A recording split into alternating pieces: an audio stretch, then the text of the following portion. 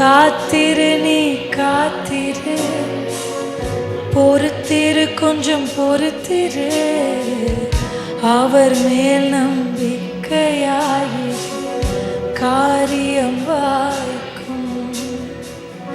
நன்மை செய் சொல்லுங்க. ஒருவர் உண்டு, ஒருவர் எனக்கு உண்டு, நித்தம் செய்ய நமக்கு உண்டு.